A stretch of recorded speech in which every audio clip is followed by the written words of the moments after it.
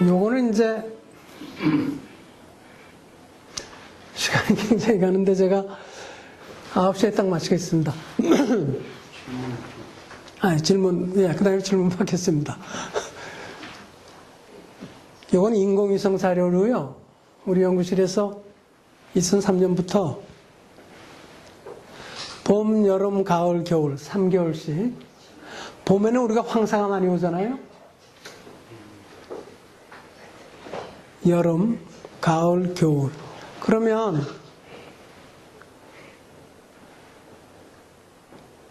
겨울이 농도가 높아야 되는데 봄은 봄대로 높지만 우리가 이걸 왜 봤냐면 이게 해마다 어떤 경향이 있나 한 10년을 이렇게 보면 이게 더 나빠지든지 더 좋아지든지 그런 추세가 보이나 하고 한번 봤거든요. 근데 그렇진 않아요. 이렇게 강해졌다 그 다음에는 이거보다 좀 약했다가 이제 빨간 게 뭔지 요거는 뭐냐면 인공위성에서 그 에어로졸에 의해서 그 반사되어 오는 빛을 측정한 거예요. 그래서 그 빛이 강하면 먼지가 많다는 얘기고 파란색이면 이제 먼지가 제일 적다는 얘기고 깨끗하다는 얘기죠. 근데 이걸 보다 보니까 엉뚱한 게 발견이 됐는데 봄에는 봄철이라서 황사가 많으니까 이게 3, 4, 5월이거든요. 요거는 6, 7, 8월이에요.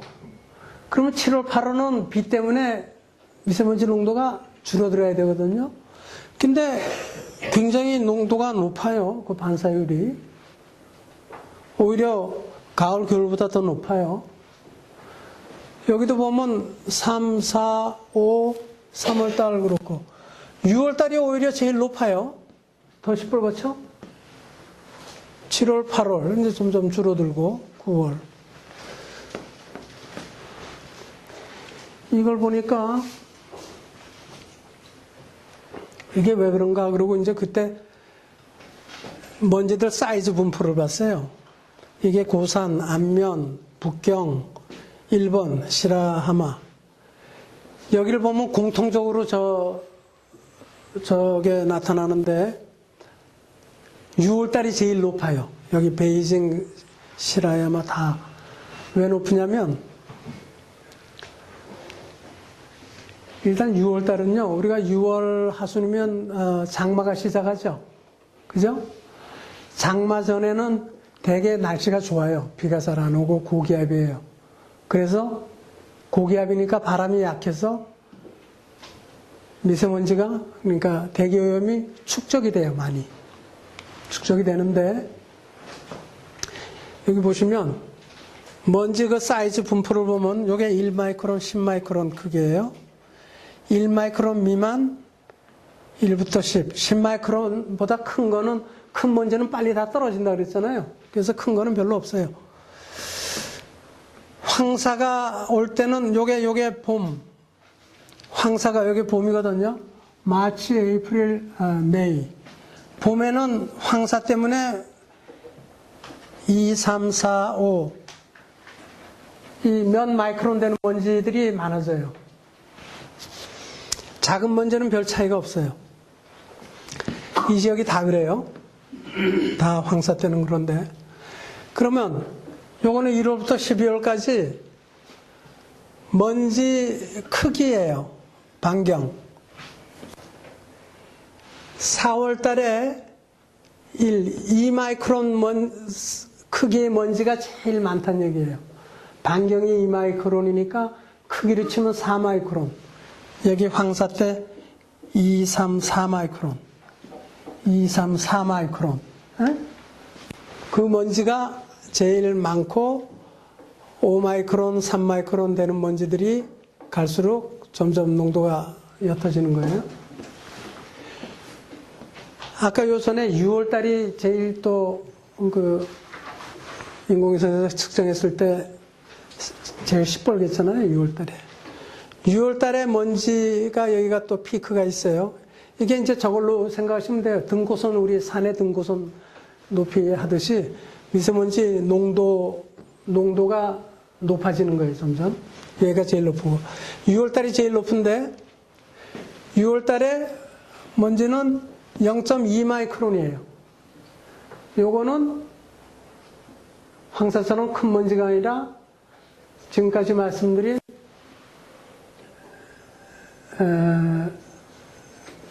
그 가스에서 파티클로 전환되거나 어쨌든 화석열을 태워서 생기는 먼지. 그거는 요게 0.2니까 반경이 그러니까 직경으로 치면 0.4 마이크론. 네? 되는 먼지가 6월달이 제일 여기에 많다는 거예요. 그래서 먼지가 황사먼지 분포고 대기오염에 의한 먼지하고 크기가 이렇게 다르다는 거예요. 인체에 해로운 건 이거예요. 이것들은 인체에 덜 해로워요. 일단 코에서 걸러지고 2.5 마이크론에서 걸러진다 그랬죠?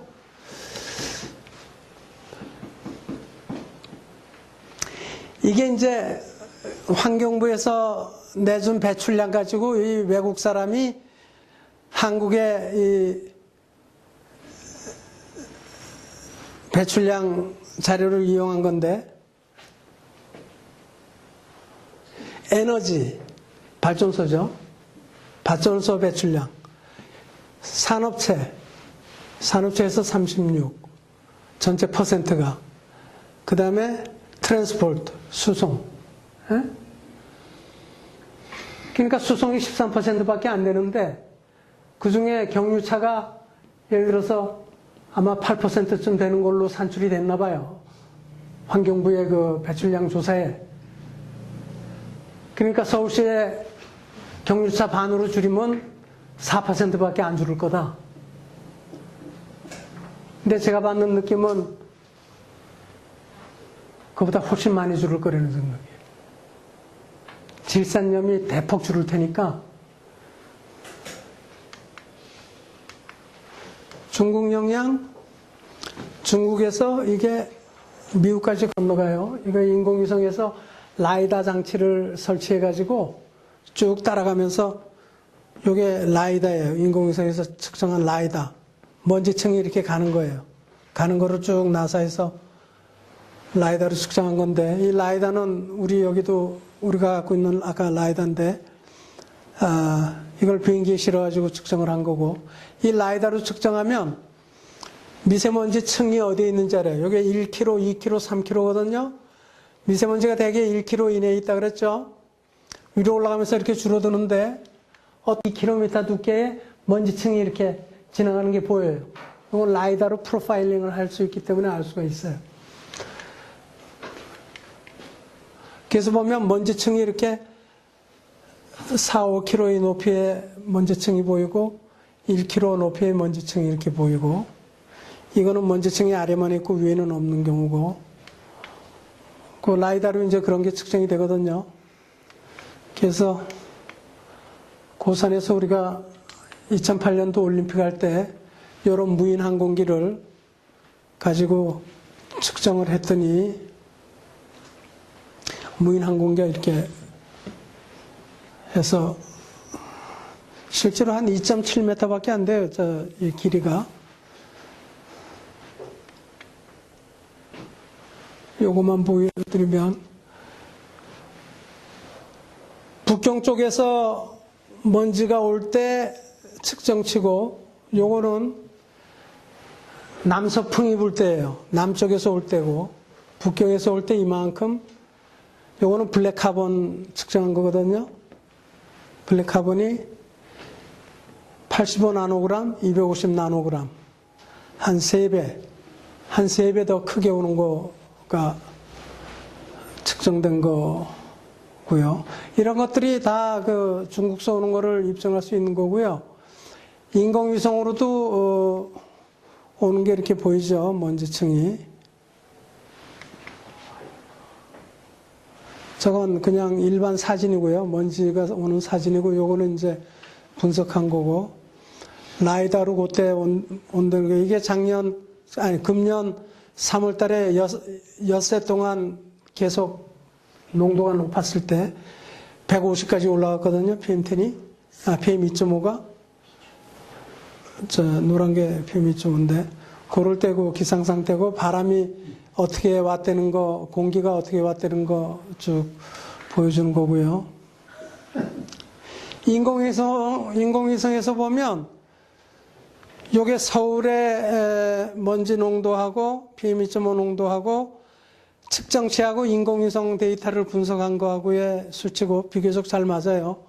그거 가지고 평양은 우리가 데이터는 없지만 이거로 근거로 해서 인공위성 자료를 분석을 하면 평양도 한 40, 한 30, 40 정도 된다는 거고요. 우리보다 좀 높죠. 다른 도시들, 일본, 베이징 뭐 해서 2014년부터 다 좋아지고 있고, 이건 NO2도 지금 인공위성, 이건 유엔에서 북경에서 20년 동안 대기오염 컨트롤을 어떻게 해왔는지 보고서가 나왔는데, 금년 3월달에 나왔어요. 여기 보면 낙스가 이만큼 줄고 VOC가 이만큼 줄고 PM2.5가 무려 60%가 줄었다고 보고서에 나와 있어요. 그러니까 중국이 지금 큰 소리 칠만 해요. 우리가 5년 동안 이렇게 많이 줄였는데 돈을 얼마나 많이 들였겠어요. 한국서 뭐 했다고 우리 보고 자꾸 뭐라 그러느냐 이제 그러는 거죠. 인공위성 사진으로 봐도 눈에 띄게 13년하고 17년하고 그렇게 차이가 있고 도시마다 줄어든 게 거의 한 40%. 2014년부터 보면 우리하고 차이가 이렇게 서울하고 베이징하고 차이가 컸다가 점점 줄어들고 있죠. 우리는 더 안 줄어들고 이 사람들은 계속 줄어들고. 자, 그 다음에 네이처지의 PM2.5 관련된 논문을 보면 중국은 66편이 있는데 우리나라는 2편 있어요. 2편. 이만큼 우리나라가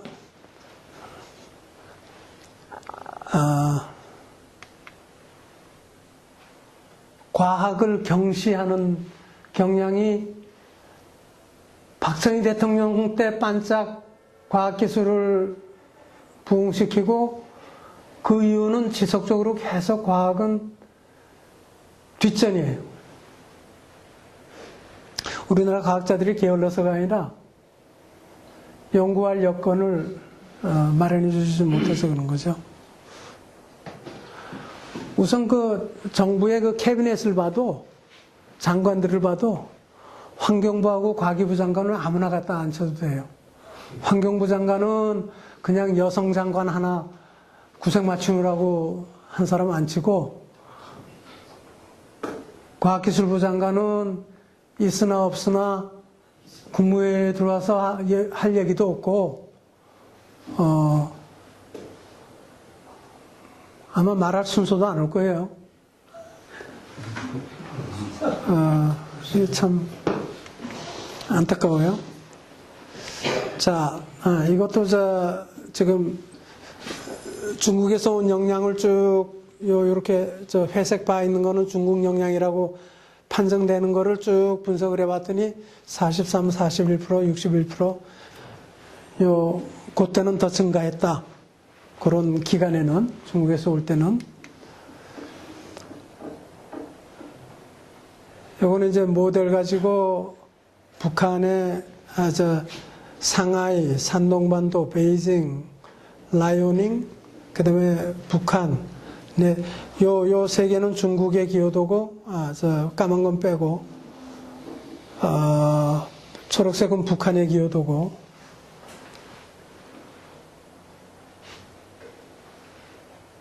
(1월 15일부터) (18일까지) 나흘에 대해서 분석한 거고요.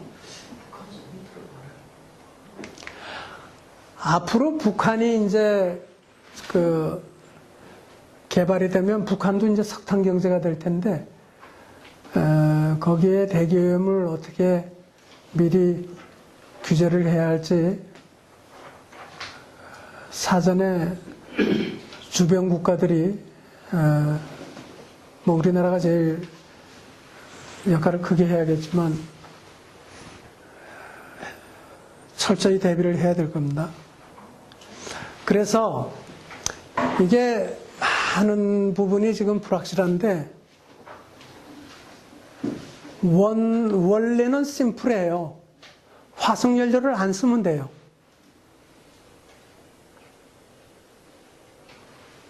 대부분이 화석연료 사용 때문에 생기는 거거든요.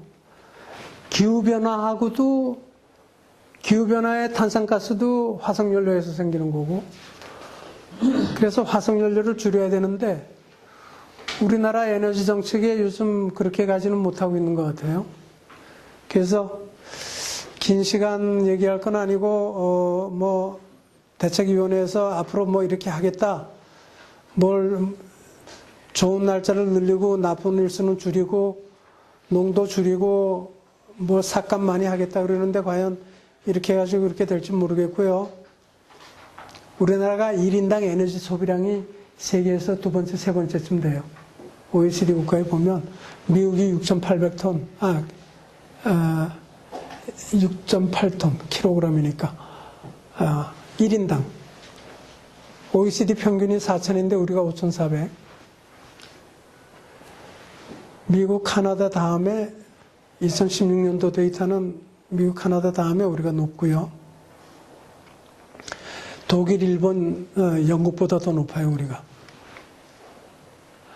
요거는 최근 3년 동안에 원자력 줄이고 석탄 늘리고 가스 늘리고, 가스는 깨끗하다고 생각하는데 가스도 질소산화물을 배출하기 때문에 미세먼지 배출을, 궁극적으로는 미세먼지를 생성을 시키는 거죠.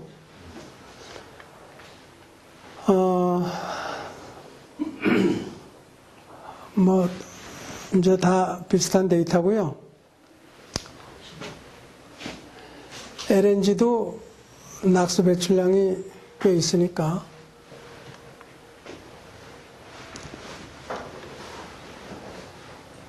에너지 구성비가 이렇게 뭐 바뀐다는 건데, 아이고, 요거만 얘기할까요? 유럽은 디젤 사용량은 점차 줄이고 가솔린 이걸 늘린다는 거고, 2040년까지. 세계 10대 석탄 화력에 우리나라가 2등, 태안, 당진 3등, 그 다음에 영흥, 10대 화력발전소 중에 3개가 우리나라에 있고, 중국이 하나, 둘, 셋, 넷, 다섯. 우리나라하고 주변이 석탄 왕국이 돼 있네요. 원자력 발전소는 중국에서 아주 여기다가 전부 깔아놓는다는 건데, 이게 전부 합치면 한 100기쯤 될 거예요.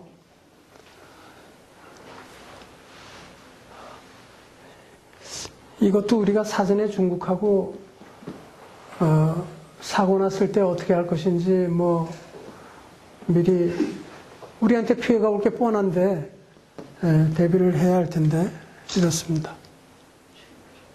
여기 어느 과학자가 한 얘기를 제가 그냥 제 마음 같아서, We don't like to rely upon policy. 정책에 의존하지 않고 우린 사이언스에 의존해야겠다. 본질은 사이언스고 본질은 화석연료. 그걸로 오늘 결론으로 하겠습니다. 예, 시간이 너무 늦었는데.